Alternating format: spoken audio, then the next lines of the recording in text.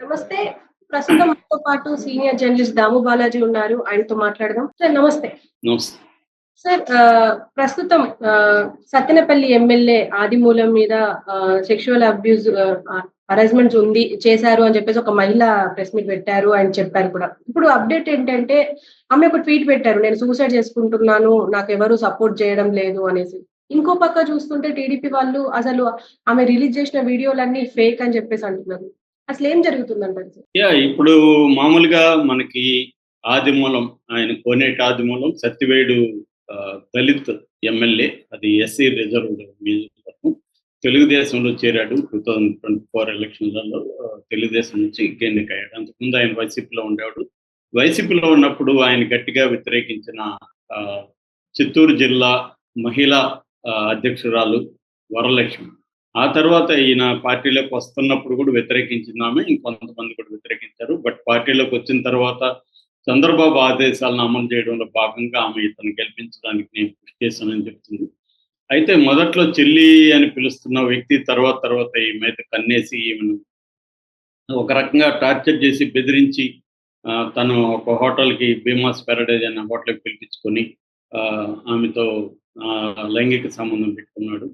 అది భర్తకు తెలిసి భర్త నిలదీసినప్పుడు ఆమె ఇట్లా చెప్పింది, నన్ను ప్రెజర్ చేశాడు, లేకపోతే నేను భర్తను పిల్లల్ని, ఆమెకి ఇద్దరు పిల్లల్ని భర్తను చంపేస్తానన్నాడు, దానికి నేను సరెండర్ అవ్వాల్సి వచ్చిందని చెప్తే భర్త అర్థం చేసుకుని, ఆయన పేరు గిరిబాబు, భర్త అర్థం చేసుకుని ఒక పెన్ కెమెరా ఇచ్చి దీన్ని బయట పెడదాం, సాక్ష్యాలు లేకపోతే మన ఆరోపణలు ఎవరు పట్టించుకోరని ఈమెకి ఇచ్చారని చెప్తున్నారు. ఈమె మళ్ళీ వెళ్ళి పెన్ కెమెరా ద్వారా రికార్డ్ చేసింది, అది బయటికి తీసుకొచ్చింది. సోమాజిగూడలో ప్రెస్ మీట్లో కూడా మాట్లాడారు.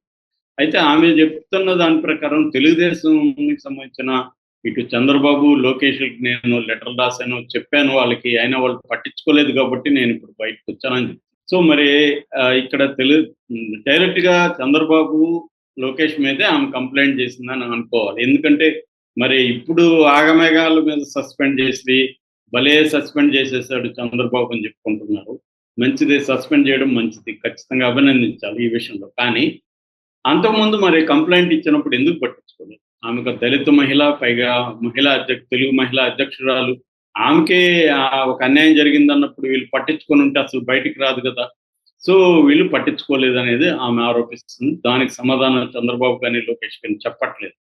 రెండవది సస్పెండ్ చేశారు. సస్పెన్షన్ కూడా కావాలని ఈ డైవర్ట్ చేయడానికి సస్పెండ్ చేసినట్టు అర్థమవుతుంది తప్ప సిన్సియారిటీ ఉన్నట్టు కనబడుతుంది. ఎందుకంటే తెలుగుదేశం మీడియా అటాక్ చేయడం మొదలుపెట్టింది ఆమె మీద, ఆమె క్యారెక్టర్ మీద, వాళ్ళ భర్త మీద, అందరి మీద అటాక్ చేయడం మొదలుపెట్టింది.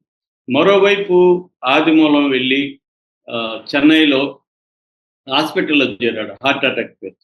సో వాళ్ళ ఫ్యామిలీని అంతా రంగంలోకి దించాడు. వాళ్ళ భార్య గోవిందమ్మ, తర్వాత ప్రభా, శోభ, ఇద్దరు కూతుర్లు, సుమన్ అనే వాళ్ళ అబ్బాయి, కెనడీ అనే వాళ్ళ అల్లుడు, అందరూ రంగంలో దిగి ఆమె మీద, బాధితురాల మీద ఆరోపణలు చేశారు. ఇప్పటి వరకు మరి కేసు ఎందుకు నమోదు కాలేదు, అతన్ని ఎందుకు అరెస్ట్ చేయట్లేదు అనేది ఎవరికి తెలియని ప్రశ్న. సో అది ఒకవైపు. సో తెలుగుదేశం మీడియా కానీ, తెలుగుదేశం వాళ్ళు కానీ ఊరికి మీడియా కోసం, ప్రజల కోసం సస్పెండ్ చేశారు తప్ప నిజంగా చిత్తశుద్ధి ఉన్నట్టు కనబడట్లేదు. చిత్తశుద్ధి ఉంటే అతని మీద కేసు పెట్టి పాటికి అరెస్ట్ చేసి ఉండాలి. అదేమీ చేయలేదు. ఎందుకంటే అరెస్ట్ చేసి కూడా హాస్పిటల్కి, అతనికి హెల్త్ బాగాలేకపోతే హాస్పిటల్కి తీసుకెళ్తారు కదా, అదేమీ చేయట్లేదు. రెండవది ఆమె మీద ఎందుకు నెగిటివ్ ప్రచారం మొదలుపెట్టారు. ఇది క్లియర్గా తెలుగుదేశం వాళ్ళు బాధ్యత వహించాలి, కానీ ఎప్పట్లాగే జరుగుతుంది.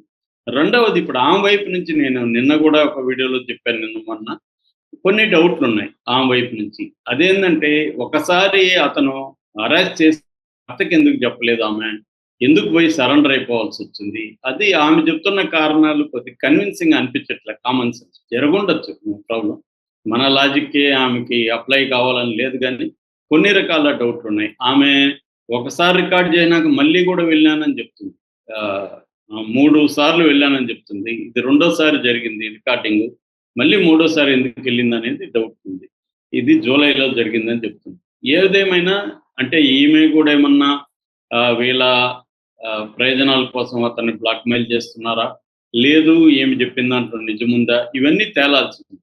కానీ ఇవేవి లేకుండానే తెలుగుదేశం మీడియా ఎందుకు ఆమె మీద అటాక్ చేస్తుంది? మనకి రాజకీయంగా చూసుకున్నప్పుడు మనం 2 కేస్ స్టడీస్ మనం పెట్టుకుంటే, ఒకటి జత్వాని, కాదంబరి జత్వాని, రాజేశ్వరి వీళ్ళిద్దరు కేస్ స్టడీ చూస్తే, జత్వాని కూడా నాకు ఒక అన్యాయం జరిగింది, పోలీసులు నన్ను వేధించారని కేసు పెట్టి, అక్కడేమో జత్వానిని తెలుగుదేశం మీడియా సపోర్ట్ చేస్తుంది. జత్వాని బ్లాక్ మెయిలర్ అని, ఆమె అనేక మందిని మోసం చేస్తుందని వైసీపీ మీడియా ఆమె మీద అటాక్ చేస్తుంది. ఇక్కడేమో రాజేశ్వరునేమో వైసీపీ మీడియా సపోర్ట్ చేస్తుంది, తెలుగుదేశం మీడియా ఏమో రివర్సల్ అటాక్ చేస్తుంది. అంటే ఇక్కడ ఆ మనిషి పార్టీని బట్టి మారిపోతున్నాయి వీళ్ళ వ్యవహారాలు. వీళ్ళకి ఒక ఫిక్స్డ్ వ్యవహారం అంటూ ఏమీ లేదు, తెలుగుదేశానికైనా వైసీపీకైనా. ఇదే ఫర్ ఎగ్జాంపుల్ ఇదే ఆదిమూలం వైసీపీలో ఉన్నప్పుడు జరిగినందనుకో, అప్పుడు ఎలా ఉండేది?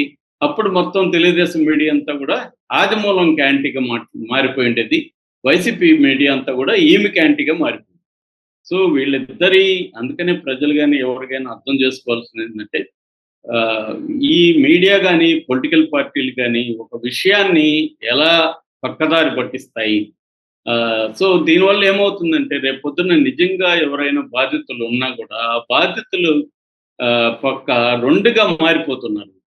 అంటే ప్రజలు తేల్చుకోలేని ఒక కన్ఫ్యూజన్‌లో పార్టీలు గానీ, మీడియా గానీ సైడ్స్ తీసుకుంటున్నాయి తప్ప ఆబ్జెక్టివ్‌గా ఉండే పరిస్థితి లేదు. ఒకప్పుడు మహిళా సంఘాలు, పౌర హక్కుల సంఘాలు, పైగా దళిత సంఘాలు ఇలాంటివి రెస్పాండ్ అయ్యి ఇండిపెండెంట్ ఫ్యాక్ట్ ఫైండింగ్ చేసి విషయాల్ని నిగ్గు తేల్చేవాళ్ళు. ఇప్పుడు అలాంటి మెకానిజం లేదు. ఇప్పుడేమైంది, దళిత సంఘాలు కూడా సైలెంట్‌గా ఉన్నాయి ఈ విషయంలో. ఎందుకు?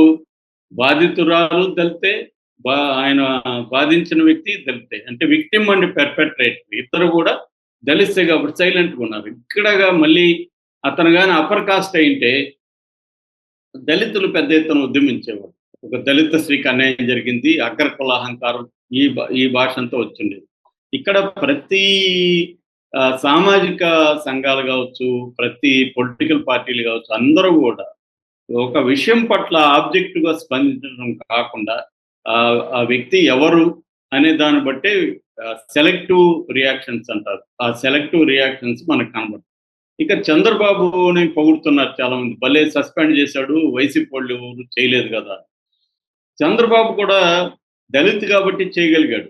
నారాయణ మీద వాళ్ళ మరదలు ఆరోపించిందా? అప్పుడేం చేశారు? ఆమె మీదనే వ్యతిరేకించారు తప్ప నారాయణని సస్పెండ్ చేశారా? చింతమనేని రమణ, విశాలాక్షి, చింతమనేని అతను విశాలాక్షి అనే ఆమె మీద దాడి చేసినప్పుడు ఆయన ఏమన్నా సస్పెండ్ చేశారా? జేసీ దివాకర్ రెడ్డి మొన్నటికి మొన్న కొడకల్లారా నరికేస్తానని ఐపీఎస్ ఆఫీసర్ని, ఐఏఎస్ ఆఫీసర్ని మాట్లాడుతుంటే ఆయన ఏమన్నా సస్పెండ్ చేశాడా? ఇలాగా మొన్న కూడా గుంటూరు ఎమ్మెల్యే భర్త ఒక రైతు మీద కేసు పెట్టి అరెస్ట్ చేస్తే ఆ ఎమ్మెల్యేని ఏమన్నా సస్పెండ్ చేశారా? ఇవేమీ లేవు. అంటే చంద్రబాబు కూడా దళితుడు కాబట్టి ఆదిమూలం మీద సస్పెండ్ చేయగలిగాడు తప్ప దాంట్లో బలమైన వాళ్ళ మీద మళ్ళీ వేయలేరు. సో ఇక్కడ కులము, పార్టీ, తర్వాత వాళ్ళ శక్తి సామర్థ్యాలు వీటన్నిటిని బట్టి సైడ్స్ తీసుకుంటున్నారు తప్ప ఒక విషయం ఏం జరిగింది, ఆ విషయంలో విక్టిమ్ ఎవరు, ఆ విక్టిమ్ వైపు ఉండాలి అన్న ఇది ఏ పార్టీకి, ఏ సమూహాలకి, ఏ సంఘాలకి ఇవాళ లేని పరిస్థితి మనకు కనబడుతుంది. ఇదొక దారుణమైన పరిస్థితి, ఒక కయాటిక్ సిచ్యువేషన్ కనబడుతుంది. ఫ్యాక్ట్ ఫైండింగ్ కానీ, ఆబ్జెక్టివ్గా ఆ విషయాన్ని అర్థం చేసుకోవడం కానీ, ఏం జరిగిందని తెలిసేది కానీ జరగట్లేదు. ఇక మిగిలింది మనకు కోర్టులే కొంతవరకు ఇప్పుడు కనీసం ఎంతో కొంత కోర్టుల్లోనే న్యాయం కనపడుతుంది తప్ప పబ్లిక్ ఇంటలెక్చువల్స్ కానీ లేకపోతే పొలిటికల్ పార్టీల్లో కానీ ఎక్కడ ఆబ్జెక్టివ్గా ఉండడం అనేది కనిపించడం లేదు. సో ఇది కూడా కోర్టులో తేలాలి. కోర్టులో మళ్ళీ అగైన్ పోలీసులు ప్రూవ్ చేస్తేనే కోర్టు కూడా తీసుకుంటారు. పోలీసులు సరైన ఆధారాలు లేకపోతే కోర్టులు కూడా తెలిసినా కూడా జడ్జెస్ ఏం చేయలేరు. ఎందుకంటే వాళ్ళ సాక్ష్యం, అందుకని న్యాయదేవత కళ్ళెందుకు మోస్తారంటే వినడం ఇంపార్టెంట్, చూసినా కూడా ఏం చేయలేని పరిస్థితిలో ఉంటుంది. అంటే సాక్ష్యాలు, ప్రతివాదాలు విని మాత్రమే నిర్ణయాలు తీసుకునే పరిస్థితి ఉంటుంది. సో లేటెస్ట్గా ఈ ఆదిమూలం కేసు,